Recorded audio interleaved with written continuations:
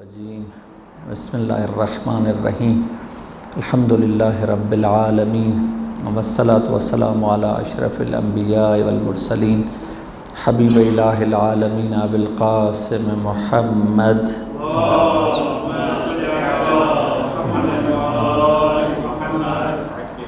وآلہ الاطیبین الاطہرین سیما بقیت اللہ فی الارضین روحی وارواحنا العالمین لتراب مقدمہ الفدا اما بعد فقد قال اللہ تبارک و تعالی فی کلامہ المجید بسم اللہ الرحمن الرحیم وما هذه الحیاة الدنیا الا لہو ولعب وان الدار الآخرة لہی الحیوان لو كانوا یعلمون۔ درود بھیجے محمد وآل محمد کی ذوات اقدسہ پر۔ اللہم صلی علی محمد۔ آج کا جو ٹاپک ہے وہ ہے عالم برزخ، جو سلسلہ ہم لوگوں نے شروع کیا ہوا ہے لائف آفٹر ڈیتھ کے عنوان سے، اس میں سب ٹاپک عالم برزخ، اور اس کو آج ہم شروع کریں گے اور اس کو انشاءاللہ تفصیل کے ساتھ، ہو سکتا ہے اس میں چند دن لگ جائیں لیکن اس کو انشاءاللہ تفصیل کے ساتھ بیان کریں گے کہ برزخ سے مراد کیا ہے، یہ کون سا عالم ہے، زندگی برزخی کون سی ہے، اور برزخ میں جو آپس میں لوگوں کے ریلیشن ہیں وہ کیا ہوں گے، برزخ والوں کا ہمارے ساتھ کیا تعلق ہے، دنیا والوں کے ساتھ، دنیا کا برزخی لوگوں کے ساتھ کیسے تعلق بنتا ہے، اور مختلف قسم کے سوالات جو درپیش ہوتے ہیں انشاءاللہ وہ آپ کی خدمت میں عرض کریں گے۔ اپنی بحث کو یہاں سے شروع کروں گا کہ ایک سوال اٹھا رہا ہوں، وہ یہ کہ موت کے بعد کیا ہوگا، جب ہماری روح نکل جائے گی اور اس کے بعد ہمیں کہاں لے جایا جائے گا۔ سوال یہ ہے موت کے بعد کیا ہوگا اور ہمیں کہاں لے جایا جائے گا۔ جواب کہ روح کے قبض ہونے کے بعد، روح کے نکلنے کے بعد ہمیں عالم قبر میں یا عالم برزخ میں لے جایا جائے گا۔ اب یہ عالم قبر اور عالم برزخ کیا ہے، ابھی تھوڑی دیر کے بعد آپ کی خدمت میں اس کو ترتیب سے بیان کروں گا۔ پہلے جو چیز بتانا مقصود ہے وہ یہ ہے کہ یہ جو عالم ہے، یہ جو جہان ہے عالم برزخ، یہ مرحلہ بھی سخت ہے، جس طرح احتضار کا مرحلہ سخت تھا، جس طرح روح کے نکلنے کا مرحلہ سخت تھا، اس سے بھی زیادہ سخت مرحلہ عالم برزخ کا مرحلہ ہے۔ اور اس مرحلے کے لیے اولیاء نے آنسو بہائے ہیں، گریے کیے ہیں، حتیٰ چوتھے امام، امام زین العابدین علیہ السلام محمد، ان کی جو مشہور دعائے، دعائے ابو حمزہ، جو آپ لوگ ماہ مبارک رمضان میں بھی قرات کر رہے ہوں گے، اس میں امام سجاد علیہ السلام کے یہ الفاظ ہیں کہ میں کیوں گریہ نہ کروں، روح کے قبض ہونے پر کیوں گریہ نہ کروں، احتضار کی وجہ سے کیوں گریہ نہ کروں، عالم قبر اور عالم برزخ کی تنہائی اور وحشت پر کیوں گریہ نہ کروں۔ اس کا مطلب یہ ہے کہ خود بھی ساتھ گریہ کر رہے ہیں اور یہ الفاظ بھی امام کے جاری ہیں، اگرچہ آپ کو معلوم ہے کہ امام کا جو گریہ ہے وہ یہ ڈر ہے، یہ مقدس ڈر ہے، اور خداوند تبارک و تعالیٰ کی کمال عبودیت پر دلالت کرتا ہے کہ امام انسان کامل ہے، ان کا کوئی گناہ نہیں ہے، اس کے باوجود بھی اپنے آپ کو وہ قصوروار ٹھہرا رہے ہیں۔ جب وہ یوں ہیں تو ہم لوگ تو خطاؤں سے بھرے پڑے ہیں، ہم لوگوں کے بارے میں کیا ہوگا، یہ انسان کو اپنی فکر کرنی چاہیے۔ بس یہ جو عالم برزخ ہے یہ سخت ہے، اسی لیے امام گریہ کر رہے ہیں اور یہ بات بیان کر رہے ہیں۔ حتیٰ یہ ائمہ اطہار علیہ السلام کے علاوہ بھی بہت سی شخصیات نے عالم برزخ کی سختی پر گریہ کیا ہے اور پریشان ہوئے ہیں۔ انہی شخصیات میں سے ایک شخصیت حضرت فاطمہ بنت اسد، امیر المومنین علیہ السلام کی والدہ گرامی، انہوں نے بھی اس عالم برزخ پر بہت زیادہ گریہ کیا ہے، اور رسول اللہ صلی اللہ علیہ وآلہ وسلم سے مختلف حالتوں میں، ان سے مختلف میٹنگز میں، مختلف جلسات میں ان سے مختلف سوال پوچھے اور رسول اللہ نے جواب دیے، اور ان جوابوں پر بی بی جو ہے ان کی حالت متغیر ہو گئی۔ حتیٰ یہ بھی روایت میں ہے کہ جب حضرت فاطمہ بنت اسد کی رحلت ہوئی تو امیر المومنین علیہ السلام رسول اللہ کی خدمت میں حاضر ہوئے اور امیر المومنین رو رہے تھے۔ رسول اللہ صلی اللہ علیہ وآلہ وسلم نے پوچھا کہ آپ کے گریہ کرنے کی وجہ کیا ہے؟ تو امیر المومنین نے بتایا کہ والدہ کا انتقال ہو گیا ہے۔ اس وقت جب رسول اللہ نے یہ خبر سنی تو رسول اللہ کی حالت بھی غیر ہو گئی، متغیر ہو گئی، تبدیل ہو گئی، وہ بھی محزون ہو گئے۔ اس کے بعد جو رسول اللہ نے سب سے پہلا کام کیا یہ کہا کہ اے علی، یہ فقط آپ کی والدہ نہیں تھی بلکہ میری بھی والدہ تھی، انہوں نے میری خاطر بھی کتنی قربانیاں دی۔ اس کے بعد جو پہلا کام کیا وہ یہ کیا کہ اپنی ابا اور اپنا لباس دیا کفن کے طور پر، جس طرح آپ لوگوں نے کل سماعت فرمایا کہ رسول اللہ نے بی بی خدیجہ سلام اللہ علیہا کو دیا، اسی طرح یہاں بھی ملتا ہے کہ حضرت فاطمہ بنت اسد کے لیے بھی امیر المومنین کے وہ اپنا لباس اور اپنی آبادی کہ اس کو کفن کے لیے دیا۔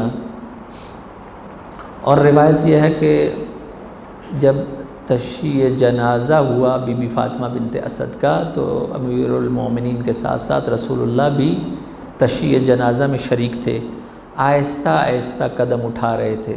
آپ کو پتہ رسول اللہ کا ایک ایک کام کیلکولیٹڈ تھا اور سارے اصحاب بھی دیکھتے تھے کہ رسول اللہ کیا کر رہے ہیں۔ جب دیکھا کہ تشییع جنازہ میں رسول اللہ آہستہ آہستہ قدم اٹھا رہے ہیں، سب لوگ دیکھنے لگے۔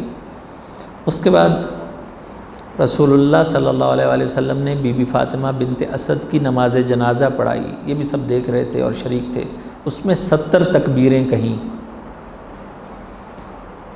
اور اس کے بعد تدفین کے لیے لے گئے اور قبر میں اتارنے سے پہلے رسول اللہ صلی اللہ علیہ وآلہ وسلم خود قبر میں اترے، نہ فقط خود قبر میں اترے بلکہ قبر میں لیٹ گئے۔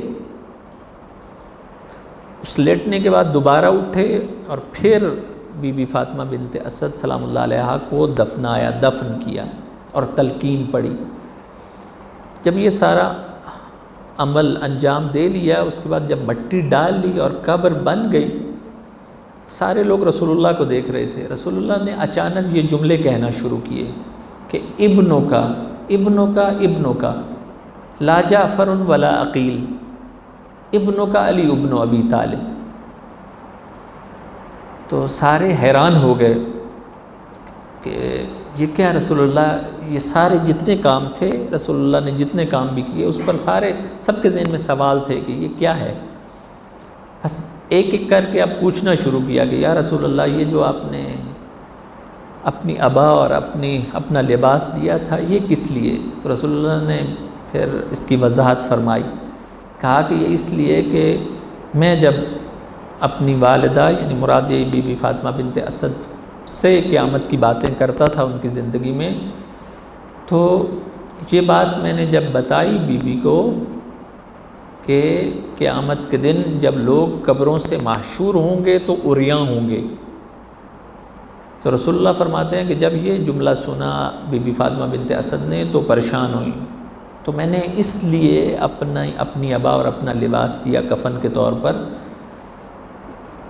امیر المومنین کی والدہ کو، یہ اس کی وجہ تھی۔ دوسری چیز جو بیان فرمائی کہ آپ آہستہ آہستہ کیوں چل رہے تھے تشییع جنازہ میں، تو رسول اللہ نے فرمایا اس لیے کہ ملائکہ کے ازدحام کی وجہ سے، ملائکہ بہت زیادہ تھے تشییع جنازہ میں۔ پھر پوچھا گیا کہ 70 تکبیریں کیوں کہیں؟ تو رسول اللہ نے فرمایا کہ 70 صفیں تھیں ملائکہ کی، اس لیے 70 تکبیریں میں نے پڑھی۔ اور پھر پوچھا کہ آپ قبر میں ان کو دفن کرنے سے پہلے خود قبر میں کیوں لیٹے تھے؟ تو رسول اللہ نے بیان فرمایا کہ اس لیے کہ اس وقت بھی جب میں فاطمہ بنت اسد سلام اللہ علیہا کو قبر کی اور اس عالم برزخ کی باتیں بتا رہا تھا تو وہ اس لمحے بھی ان کے لیے بہت سخت ہو گیا تھا، مشکل ہو گیا تھا یہ سننا۔ تو اس وقت پھر میں نے ان کو تسلی کے لیے کہا تھا کہ جب آپ اس جہان سے جائیں گی تو میں خود قبر میں لیٹ کر آپ کو عالم برزخ کی سختیوں سے نجات دوں گا۔ میں اس لیے لیٹا ہوں کہ تاکہ وہ مراحل بی بی کے آسان ہو جائیں۔ اور پھر جب یہ پوچھا گیا کہ آخر پر جب دفن کر لیا تھا اور مٹی اوپر پھینک دی تھی تو آخر پر آپ نے یہ جملے کہے کہ ابنوں کا لا جعفر ولا عقیل، ابنوں کا علی ابن ابی طالب. اس کا کیا مطلب؟ تو رسول اللہ نے بیان فرمایا کہ جب ہم لوگوں نے قبر بنا لی تو اس کے بعد ملائکہ آ گئے سوال کرنے کے لیے. تو ملائکہ نے بی بی فاطمہ بنت اسد سے پہلا سوال کیا کہ من ربک، بی بی نے جواب دیا اللہ ربی. پھر پوچھا کہ من نبیک، بی بی نے جواب دیا محمد صلی اللہ علیہ وآلہ نبی. اور پھر جب تیسرا سوال پوچھا کہ من امامک و ولیک، بی بی سے پوچھا کہ آپ کا امام اور آپ کا ولی کون ہے، تو بی بی کے بیٹے ہی امیر المومنین ہی ان کے امام اور ان کے ولی تھے. اس سے بی بی کو ایک تھوڑا سا شرم محسوس ہوا کہ اب کیسے کہیں کہ میرا بیٹا ہی میرا امام ہے. تو اس پر رسول اللہ نے فرمایا کہ جب یہ ملائکہ نے پوچھا تو بی بی رک گئی. تو میں اب بی بی کو بتا رہا تھا کہ یہاں یہ جواب دیں کہ ابنوں کا کہ آپ کا بیٹا آپ کا امام ہے، آپ کا بیٹا آپ کا امام ہے اور آپ کا بیٹا آپ کا امام ہے. لیکن یہ یاد رکھے کہ جعفر اور عقیل آپ کے بیٹے آپ کے امام نہیں ہیں، بلکہ علی ابن ابی طالب آپ کے امام بھی ہیں اور آپ کے ولی بھی ہیں. بس یہ جو واقعہ آپ کی خدمت میں عرض کیا، اس کا مطلب یہی ہے کہ اتنی بڑی شخصیات کو جو قسیم الجنت والنار کی تربیت کرنے والی ہیں، بی بی فاطمہ بنت اسد، ان کے لیے بھی یہ مراحل سخت ہیں. بسا کہ ہم لوگ کو جیسے گناہگار اور سراسر وجودی گناہوں سے جن کا بھرا پڑا ہو، اس کا مطلب یہ ہے کہ یہ مراحل سخت ہیں بہت زیادہ. اور دوسری چیز ابھی سختی بتا رہا ہوں، برزخ کی سختی کو آپ کی خدمت میں عرض کر رہا ہوں. دوسری چیز جو آپ لوگوں نے اور ہم لوگوں نے سنا ہے، اور نہج البلاغہ میں بھی یہ چیز ہے کہ جب بی بی زہرا سلام اللہ علیہا اس دنیا سے جا رہی تھی تو ان کی بھی وصیت تھی امیر المومنین کو کہ جب میں دفن ہو جاؤں تو جلدی سے قبر سے نہ جائیے گا، بلکہ بعد میں قرآن پڑھیے گا اور دعا پڑھیے گا، اس وقت مجھے ضرورت ہوگی. کون کہہ رہا ہے؟ جو سراسر ان کا وجود ہی عصمت سے بھرا ہوا ہے، حضرت فاطمہ زہرا سلام اللہ علیہ. اس کا مطلب ہے کہ مسئلہ جو ہے یہ برزخ والا آسان نہیں ہے، سخت ہے مسئلہ. یہ بتانا چاہ رہا ہوں، سختی بتانا چاہ رہا ہوں، مشکل بتانا چاہ رہا ہوں. حتیٰ اسی لیے ہم لوگوں کو تاکید کی گئی ہے، اگرچہ بہت زیادہ عمل نہیں ہوتا ہے، وہ یہی کہ جب دفن کر لو مردے کو اور میت کو، اس کے بعد جو دوسرے لوگ ہیں وہ بے شک چلے جائیں، جو اپنے لوگ ہیں عزیز و اقارب وہ بیٹھیں، سورہ یاسین کی تلاوت کریں، سورہ ملک کی تلاوت کریں، سورہ حمد کی تلاوت کریں، سورہ قل هو اللہ 11 دفعہ پڑھیں، سورہ قدر 7 دفعہ پڑھیں، تاکہ اس میت کا انس ہو جائے برزخ کے ساتھ. یہ ہم لوگوں کو تاکید ہے، قریبی عزیز و اقارب رشتہ داروں کے لیے یہ مسئلہ ہے. اس لیے یہ مسئلہ جو ہے وہ عام مسئلہ نہیں ہے، تھوڑا سا سخت مسئلہ، اس پر عمل نہیں ہوتا معمولاً، جلدی دفنایا اور آ گیا. یہ بات یاد رکھیں کہ یہ منزل سخت ہے اور ترسناک ہے، لیکن یہ جو ترس ہے اور ڈر ہے یہ اچھا ڈر ہے، یہ خدا تبارک و تعالیٰ کے قرب کا ذریعہ بنتا ہے. اب میں آتا ہوں اور آپ کو بتاتا ہوں کہ عالم برزخ کیا ہے. چند نام ہیں جو ہم لوگوں کو معلوم ہونا چاہیے کہ یہ سارا ایک ہی عالم ہے. ایک ہے عالم جو مولانا ہوتا عالم، ایک ہے عالم یعنی جہان. اصل میں 3 جہان ہیں جو بتائے بھی گئے ہیں، سختی والے 3 عالم ہیں. یوم، آیت بھی ہے قرآن کی، یوم ولد و یوم یموت و یوم یبعث حیا. یہ 3 عالم ہیں. ایک جب ولادت ہوتی ہے اور انسان دنیا میں آتا ہے، یہ سخت مرحلہ ہوتا ہے. دوسرا مرحلہ جب مر کے عالم برزخ میں منتقل ہوتا ہے، یہ تیسرا مرحلہ جب یوم یبعث حیا، جب اٹھایا جائے گا. یہ 3 مراحل ہیں. اب آپ کی خدمت میں عرض کرنا ہے کہ چند نام ہیں کہ جو ہم لوگ عالم برزخ کے لیے استعمال کرتے ہیں. اس کو دھیان سے سنیے گا، ایک دفعہ بھی یہ چیز آپ کے ذہن میں بیٹھ گئی پھر آپ کو کنسیپٹ کلیئر ہو جائے گا. وہ یہ ہے کہ عالم برزخ کہیے، عالم قبر کہیے، عالم ارواح کہیے، عالم مثال کہیے، یہ سب ایک ہی چیز ہے. یہ جو مٹی کی ہوتی ہے جو قبرستان میں ہے، اس کو قبر بھی کہتے ہیں، لیکن صحیح معنی میں اس کا نام ہے لحد، لحد۔ یہ اصل میں عالم قبر نہیں ہے، اگرچہ روایات میں قبر کا لفظ اس مٹی کی خاک والے جو ڈھیری ہم بناتے ہیں اس کے لیے بھی آیا ہے، لیکن اب جب بھی میں کہوں گا عالم قبر، اس سے مراد یہ مٹی کی قبر نہیں مراد، وہ عالم ہے، وہ ایک جہان ہے، وہ برزخ ہے جو کہوں گا۔ عالم قبر یعنی عالم برزخ، یاد رکھیے گا۔ عالم ارواح ایک ہی نام ہے، عالم مثال، یہ سب نام ایک ہی عالم کے، ایک ہی جہان کے ہیں، کہ جہاں مرنے کے بعد ہماری روح وہاں چلی جاتی ہے۔ ابھی بتاؤں گا، پہلے سن لیے کہ برزخ کا کیا مطلب ہے، کیونکہ مشہور ان سب میں سے جب قبر ذہن میں آتی ہے تو وہ ہمارے یہاں مٹی ذہن میں آتی ہے، اس کو یاد رکھیے، اس کو لحد کہیے، یہ جو مٹی والی قبر ہے قبرستان میں۔ برزخ کیا ہے؟ برزخ ایک عالم ہے، ایک جہان ہے، ایک منزل ہے، وہ دنیا اور آخرت کے درمیان کی منزل ہے، درمیان کا عالم ہے، درمیان کا جہان ہے۔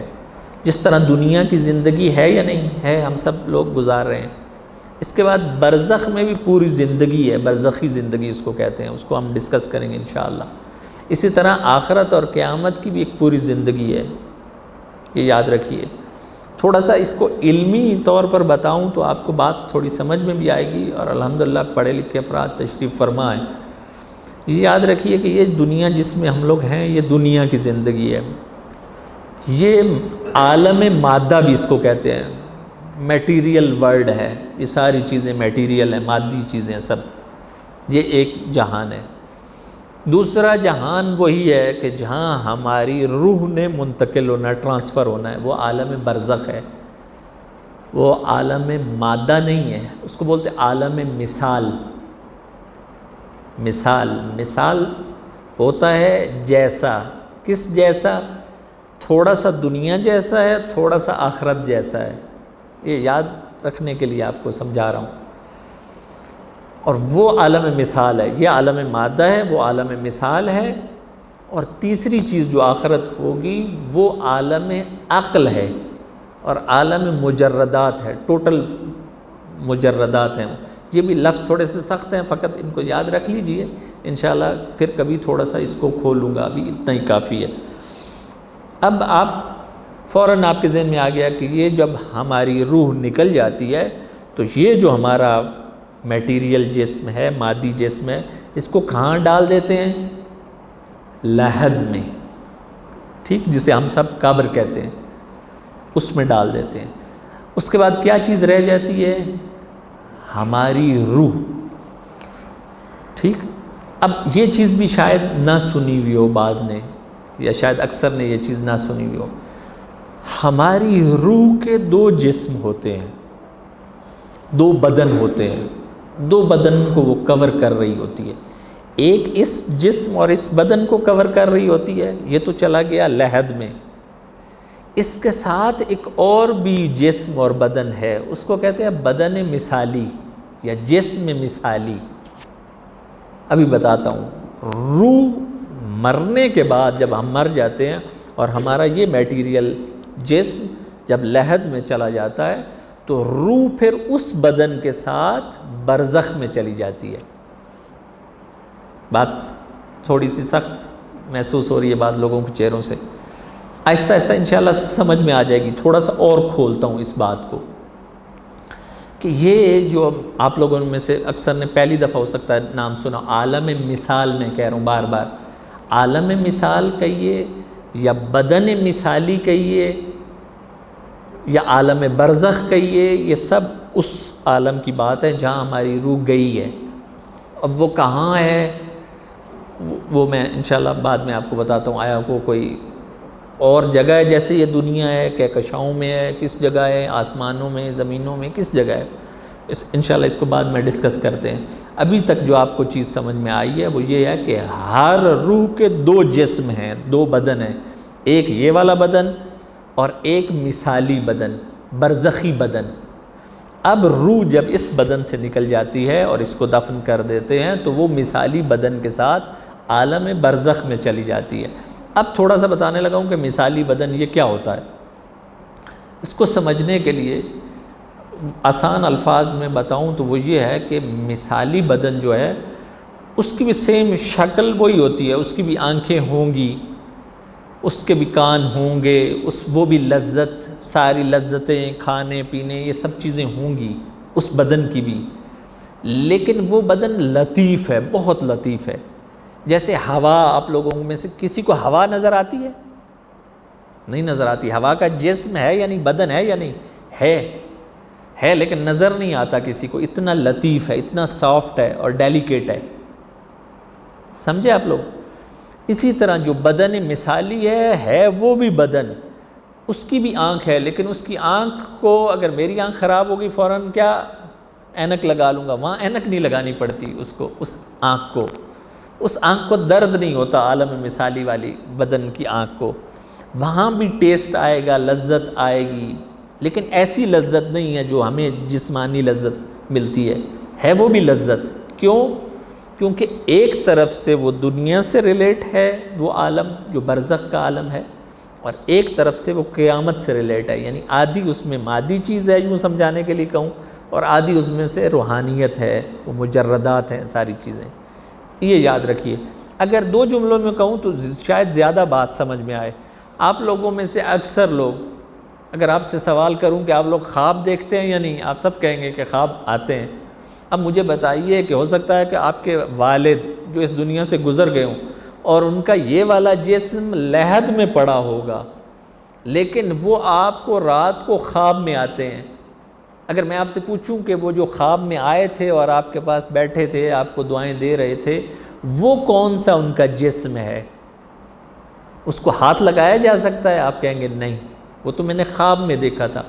بس خواب میں کیا چیز ہے؟ وہ عالم مثال ہے، وہ عالم برزخ کی طرح کی کوئی چیز ہے کہ جو اتنی جلدی ہم خواب میں ہی کربلا پہنچ جاتے ہیں، مشہد پہنچ جاتے ہیں، زیارت کے لیے پہنچ جاتے ہیں یا نہیں؟ آیا آپ سے پوچھا جائے کہ ہمارا یہ والا جسم جاتا ہے؟ آپ کہیں گے کہ نہیں۔ پھر کیا چیز جاتی ہے؟ وہ جو چیز جاتی ہے وہ ہمارا مثالی جسم جاتا ہے ہماری روح کے ساتھ۔ یہ بات سمجھ میں آنی چاہیے کہ خواب جو ہے وہ مثالی عالم مثال کو سمجھنے کے لیے یہ چیز ضروری ہے۔ آیا یہ جو عالم مثال والا جسم ہے یہ مادی ہے؟ کہیں گے نہیں، مادی نہیں ہے، لیکن وہ لطیف بہت ہے، بہت سافٹ ہے اور ڈیلیکیٹ ہے کہ وہ سب چیزیں فیل بھی کرتا ہے لیکن نظر بھی نہیں آتا۔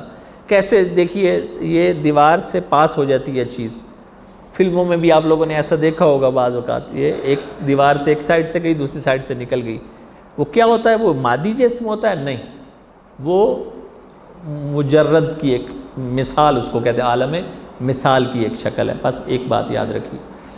اور اگلی چیز خود امام جعفر صادق علیہ السلام نے اللہم صلی علی محمد فرمایا کہ اگر آپ مثالی جسم دیکھو تو آپ کہو گے کہ یہ سیم یہی والا جسم ہے، روایت ہے امام سے، تو ہم لوگوں کو بھی ایسا لگے گا کہ یہ وہی جسم ہے۔ اسی لیے جب بندہ انسان کی روح نکل جاتی ہے، عالم برزخ میں جاتی ہے، شروع میں تو انسان کو پتہ ہی نہیں چلتا کہ میں ٹرانسفر ہو گیا ہوں، منتقل ہو گیا ہوں، اس کو لگتا ہے کہ یہ لوگ میری بات نہیں سمجھ رہے۔ انشاءاللہ اگر ٹائم ملا تو میری بات شاید میں 5 گھنٹے لگاؤں اور اس کے سے زیادہ آپ اچھے طریقے سے سمجھ پائیں۔ میں ایک سیریل اور سیریز کا نام بتاؤں گا انشاءاللہ، اگر ہو سکا تو آپ کو دکھائیں گے، ویسے ایرانی ہے، تو اس سے آپ لوگ فوری سمجھ جائیں گے اور صحیح وہ دل میں آپ کے چیز اترے گی، کیونکہ وہ مووی کی شکل میں سمجھایا گیا ہے کہ پھر فوری سمجھ جائیں گے کہ عالم مثال کیا ہوتا ہے اور عالم مادہ کیا ہوتا ہے اور عالم عقل کیا ہوتی ہے۔ فلسفیانہ بحث ہے لیکن وہاں فوری طور پر سمجھ جائیں گے، خواتین بھی اور حضرات بھی، لیکن ابھی نہیں، انشاءاللہ ماہ مبارک کے بعد اس کو سارا سمجھاؤں گا اور انشاءاللہ دکھاؤں گا بھی صحیح آپ لوگوں کو۔ اب یہ جو مثالی جسم ہوتا ہے عالم برزخ میں، عالم برزخ کہیے، عالم مثال کہیے، کوئی بھی ہو، وہاں جیسے آپ کی خدمت میں عرض کیا کہ کھانے پینا اور لذت بھی ہے، وہاں بھی ہے، لیکن کھانے پینے میں وہاں ادھر دیکھیے گا میری طرف کہ وہ انسان کے ڈیسیژن اور ارادے کے ماتحت ہے، مثلاً کیسے؟ روایت ہے رسول اللہ صلی اللہ علیہ وآلہ وسلم نے اللہم صلی اللہ فرمایا کہ میں اپنے چچا حمزہ کو دیکھ رہا ہوں عالم برزخ میں کہ وہ کیا کر رہے تھے؟ انار کھا رہے تھے۔ انار کہتے میں نے دیکھا کہ چند لمحوں میں وہ انار انگور میں تبدیل ہو گئے، پھر انگور کھجور میں تبدیل ہو گئی۔ صحیح، یہ کیوں ہے؟ کیونکہ اس جو شخص ہے جو عالم برزخ ہے میں ہے، جو مومن ہے، اس کے ارادے کے مطابق چیز چینج ہوتی جائے گی اتنی سپیڈ کے ساتھ۔ یہ عالم برزخ ہے، لطافت ہے نا، بہت لطیف ایک چیز ہے، اسی لیے یہ سب کچھ ہو رہا ہے۔ دنیا میں یوں نہیں ہو سکتا، ابھی نہیں ہوگا، ابھی کوئی ایسی ٹیکنالوجی نہیں آئی کہ مثلا ایک چند مائکرو سیکنڈ میں یہ چیز ہو جائے، نہیں ہوتا۔ یہ دنیا میٹیریل ہے، وہ دنیا، وہ جسم اور برزخ جو ہے وہ عالم مثال ہے، اور اس کے بعد قیامت جو ہے وہ عالم عقل اور مجردات ہے۔ یہ چیز بتانے کی تھی۔ اب یہ جو عالم برزخ ہے اس میں درک اور فہم اور باتیں سمجھ میں آنا، یہ بھی لذتیں، ثواب، عقاب، عذاب، ساری چیزیں ہیں، لیکن کس جسم کو ہے؟ وہی مثالی جسم کو ہوگا، یہ والے جسم کو نہیں۔ یہ تو کہاں پڑا ہے؟ لحد میں پڑا ہے۔ یہ اگلا سوال ہو سکتا ہے ذہن میں یہ آئے کہ یہ جو جسم ہماری لحد میں پڑا ہے، آیا اس کو بھی کچھ ثواب اور عقاب یا کچھ اس پر بھی تاثیر ہے روح کی؟ یا روح اپنی دوسری بیوی جو ہے وہ بدن مثالی کی طرف چلی گئی ہے، اب اس بدن کو چھوڑ دیا اس نے؟ صحیح، یہ میرے الفاظ ہیں، میں نے کہیں نہیں، یہ پڑھے سمجھانے کے لیے یہ بول رہا ہوں کہ روح کی دو بیویاں، یہ بات تاکہ سمجھ میں آئے اور ذہن میں رہے آپ لوگوں کے، اور اس کو سیریس لیجئے گا اس بات کو کہ آیا یہ جو ہماری روح ہے جب وہ چلی جائے گی عالم برزخ میں اور بدن برزخی کے ساتھ ہوگی، تو آیا اس کا اثر اس جسم پر بھی ہوگا کچھ یا نہیں؟ ختم، یہ جسم ختم، اسی میں ہی ہے، گل سڑ جائے گا۔ یہ آخری نقطہ، ٹائم بھی ہو چکا ہے، بس آخری بات بتانے جا رہا ہوں۔ تو اس کا جواب یہ ہے کہ اگر روح بہت سٹرونگ ہوگی، بہت زیادہ، تو پھر اس روح کا اثر اس لحد کے جسم پر بھی ہوگا، حتیٰ ہو سکتا ہے کتنے ہزار سال، 1000 سال گزر گیا ہو، پھر بھی اگر قبر کو کھودا جائے، اور جیسے کہ ہوا ہے بعض کے ساتھ، مثلا شیخ صدوق کے ساتھ کنسٹرکشن ہو رہی تھی، تعمیر ہو رہی تھی 150 پونے 200 سال پہلے، شیخ صدوق 1000 سال ہو گیا ان کی رحلت کو اور ان کو دفن ہوئے، اور جب ان کی تعمیرات ہو رہی تھی قبر میں اچانک دیکھا ان کی قبر کھل گئی، یعنی وہی تعمیرات کے دوران ہی، اور پھر جو کام کر رہے تھے انہوں نے دیکھا کہ بالکل کفن بھی نیا اور حتیٰ ہر چیز بالکل سالم، صحیح اور سالم، پورا جسم بھی۔ انہوں نے فوراً اس وقت کا جو بادشاہ تھا ایران کا، اس کا نام تھا فتح علی شاہ قاجار، اس کو بتایا کہ ہم لوگوں نے یہ عالم دین جو تھے شیخ صدوق، ان کی قبر دیکھی، ابھی بھی ہے، شہر رے میں ان کی قبر ہے۔ وہ کام کر رہے تھے تو پھر اچانک نیچے کا حصہ کھل گیا، تو اس میں ہم لوگوں نے دیکھا کہ بدن بالکل سالم ہے، کفن بھی حتیٰ کہ بالکل نیا ہے۔ وہ فوراً انہوں نے کچھ علماء کو لیا اور کچھ اپنے وزیروں کو لیا اور آ کے دیکھنے آ گئے، آ کے دیکھا اور پھر دیکھ کے حیران ہو گئے کہ یہ بھی ہوتا ہے۔ اس کا مطلب یہ ہے کہ روح اگر بہت سٹرونگ ہو تو روح کیا کرتی ہے؟ اس یہ والے لحد کے جسم کو بھی، اس مادی جسم کو بھی اتنا محفوظ رکھ سکتی ہے۔ یہ آپ لوگوں نے شاید یہ بھی واقعہ سنا ہو، حر ابن یزید ریاحی، یہ جو کربلا والے حر ہیں، ان کا بھی بہت مشہور واقعہ، مجھے معلوم نہیں ہے کہ آپ لوگوں نے سنا ہے یا نہیں۔ یہ بھی شاہ اسماعیل صفوی گورنمنٹ میں جو بادشاہ تھے، وہ تھا ایرانی، اور اس نے یہ جو عراق پر جب سارا کنٹرول اپنا کر لیا تو اس ٹائم عراق کے لوگ اور کچھ اور ناسبی قسم کے لوگ حضرت حر کے بارے میں بہت بری باتیں کرتے تھے کہ یہ حر کی قبر نہیں ہے، اس ٹائپ کی چیزیں ہوتی تھی کہ یہ بہت طعن و تشنیع والی باتیں کرتے تھے۔ تو شاہ اسماعیل نے حکم دیا کہ اس قبر کو کھودو، نبش قبر کرو، حالانکہ وہ نہیں کرنا چاہیے، لیکن اس نے بادشاہ تھا، اس نے دیا کہ اس قبر کو کھودو۔ جب قبر کو کھودا، نبش قبر کیا، یہی شہدائے کربلا میں سے حضرت حر کی بات بتا رہا ہوں، یہ ہے بکس میں ہے یہ واقعہ، کہ جب انہوں نے قبر کو کھودا، نبش کیا، تو حضرت حر ابن یزید ریاحی کا کفن اور ان کا پورا جسد سالم تھا، حتیٰ وہ چیز جو سید الشہداء نے ان کے ماتھے پر جو کپڑا باندھا تھا وہ بھی اسی طریقے سے باقی تھا۔ اس شاہ اسماعیل نے حکم دیا کہ اس کپڑے کو جو سید الشہداء نے باندھا تھا جب وہ زخمی ہوئے تھے، اس کو اتارو۔ انہوں نے اتارا، جیسے اتارا خون جاری ہو گیا۔ انہوں نے کہا کہ کوئی دوسرا کپڑا باندھو، جب دوسرا کپڑا باندھا تو دیکھا کہ خون نہیں رک رہا، پھر دوبارہ سے وہی جو سید الشہداء نے باندھا تھا کپڑا وہ دوبارہ باندھا تو خون رک گیا۔ اس کا مطلب یہ ہے کہ حیات کے زندگی کے آثار 1400 سال گزرنے کے بعد بھی اس جسم پر باقی تھے۔ یہ کیوں ہوا؟ یہ اس لیے ہوا کہ توبہ کے اتنے اعلیٰ مراتب پر فائز ہو چکے تھے حضرت حر، اور ان کی روح اتنی سٹرونگ ہو چکی تھی کہ اس کا اثر اس لحد والے جسم پر بھی تھا۔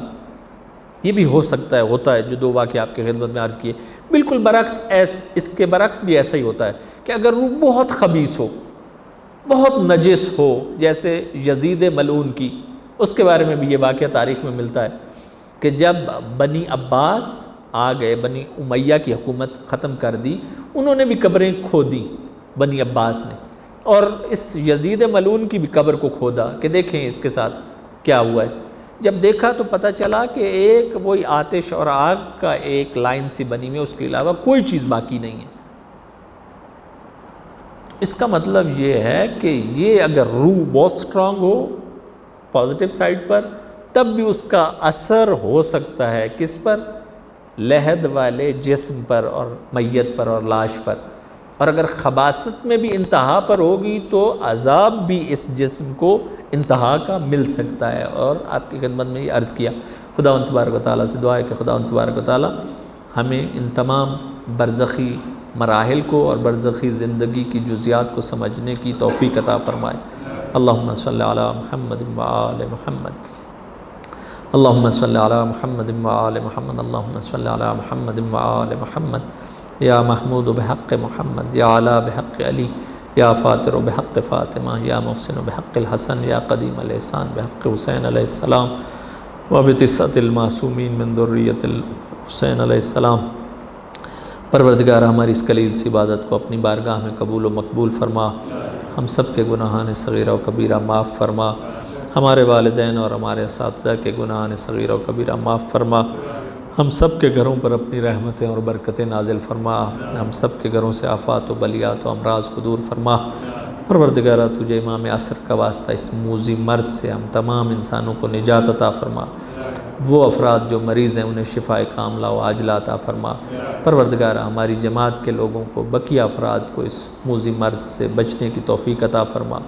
پروردگارہ ہمارے رزق میں خیر و برکت عطا فرما۔ پروردگارہ قلب مقدس سے حضرت ولی عصر کو ہم سے راضی و خوشنود فرما، عاقبت بالخیر اور خاتمہ بالایمان فرما، اپنی بارہویں حجت کے ظہور میں تعجیل فرما، ہم سب کو ان کے اعوان اور انصار میں سے قرار دے۔